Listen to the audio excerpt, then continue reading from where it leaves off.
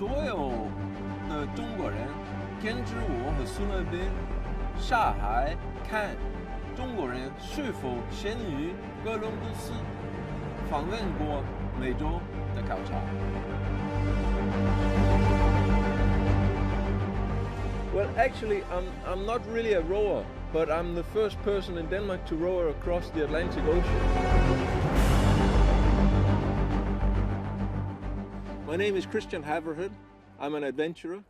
In 2001, I was working in China, and it was apparent to me that it was difficult for Westerners and Chinese to cooperate. Then I got this idea because I heard about this rowing race across the Atlantic, and I thought, of course I'm going to row across the Atlantic with a Chinese guy. And of course we're going to do it to showcase international understanding. And that's what we did. We rowed across the Atlantic in 56 days. It was a race. Out of 36 teams, we came 8th, and none of us had rowed before. Before we started, everybody was skeptical. Everybody thought we were going to die, we were going to give up, we were going to fall out.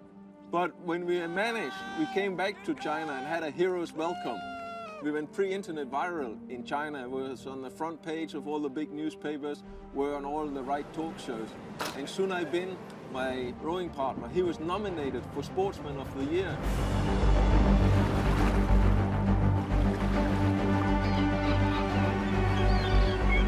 So next year we start on a project which is to find out, have the Chinese, like the Vikings, been to America before Columbus? The reason why we think this could have happened is based on 2 stories from Chinese history books. One is 210 BC and the other is 499 AD. The 210 story takes us to Japan. We want to follow in the footsteps of the court eunuch who in 210 before Christ was sent by the first emperor. He had heard that the gods in the eastern seas had the elixir of immortality. And Shifu was sent to retrieve this. And he comes back a few years later and says, I've spoken to the gods, they have the elixir, they need an offering. And then Shifu leaves again with 3,000 young men and women and is never seen again.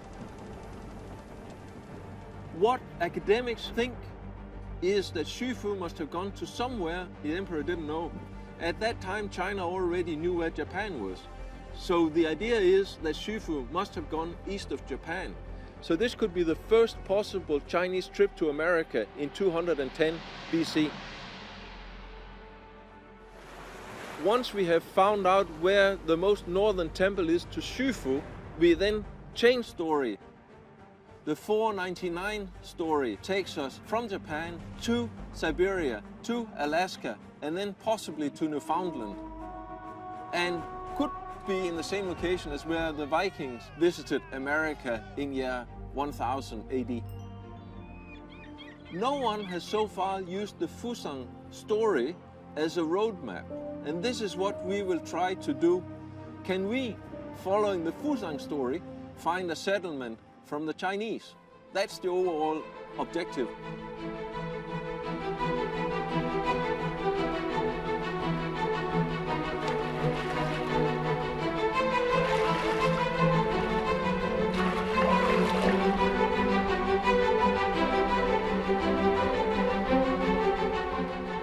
Hopefully then we can ship the boat to China at the end of this year, and hopefully then corona restrictions in China will have let up so much that we can row from China via Korea to Japan.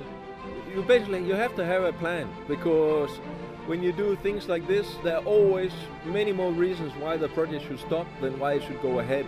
So you have to push the hardest you can and get as ready as you can. Anyone can sail to Korea, anyone can sail to Japan, but it's being allowed to leave China by rowing boat is difficult. So I see it as a challenge, and of course sometimes you feel very challenged because you are very much at the mercy of the elements.